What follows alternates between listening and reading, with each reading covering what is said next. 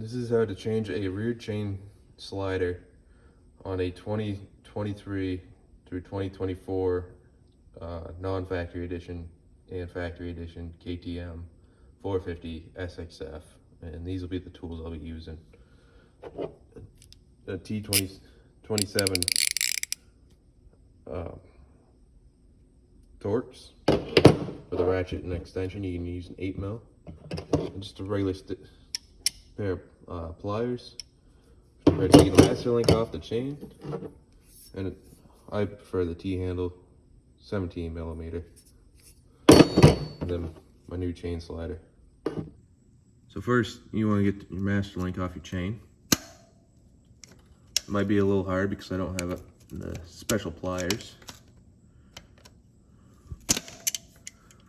but it'll come off at some point. Right there. You take that off.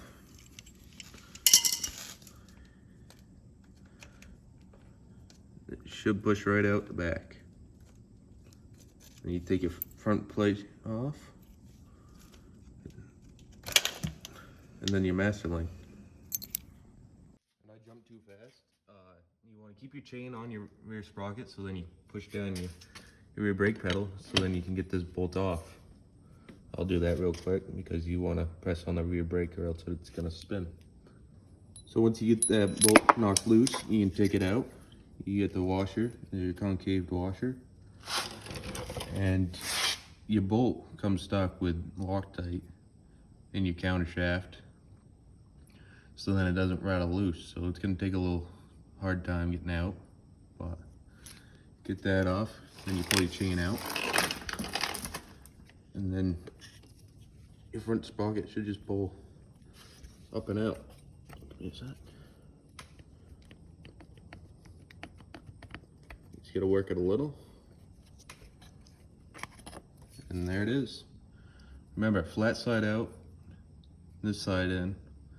It's got the little indent there. You want that side in at all times, or else you'll start scratching up your cases, and you don't want that.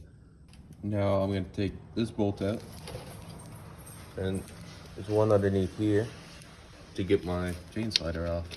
Be back. Alright, I got it. I found that it was easier to angle it in like this, and then it came right out. Alright, now I'm going to come in here, just clean the dirt off where the new one's going to be sitting, because it's going to be dirty and stuff, and you want that little bit right there where the dirt and the rubber's been grinding. You don't want that much. Alright, I got all these bolts started. Now I'm putting them in by hand, right up and in here. So it's going to slowly suck it tight, and do not use an impact on these because you don't want to strip them out. It's a headache. Alright, so I sunk them down as much as finger, and now I'm just going to give it a little snugging. Right there. Alright, now grab your front sprocket again, or primary drive sprocket, depends on who you're talking to. Make sure it's the right way around, and this faces back. Oops. And you just want to line up the teeth on them, and once those are lined up, then you slide right in.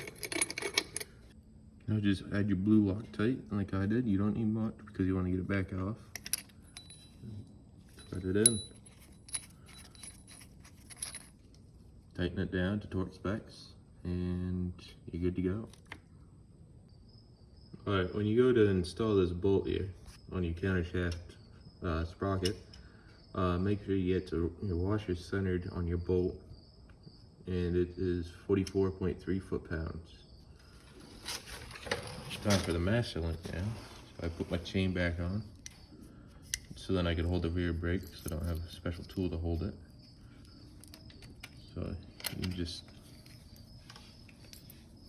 put those down. Just slide these right in. Sometimes it can be fiddly, and sometimes it won't be, but because I got an older chain, it's stretched out a little bit, but I got it. And usually these have a marking. Yeah. So it'll focus. See the writing on it? That usually indicates out. So I'm just gonna wipe that with my finger here real quick to clean that up. And I'm gonna, this is a non-O-ring or anything chain. And then usually you can see the wear on it. So that side looks pretty flat. This side looks like it's the wear. You want it facing backwards because your chain's going this way and you don't want that catching on a rock and popping off.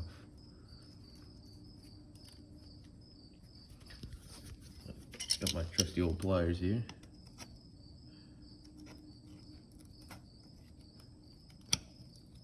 And then it's gonna be harder because I don't have special pliers. Sometimes needle nose works a little better, but right there, it's installed. Run your tire around a couple times. Make sure it's fully in the groove right there. And you're good to go ride.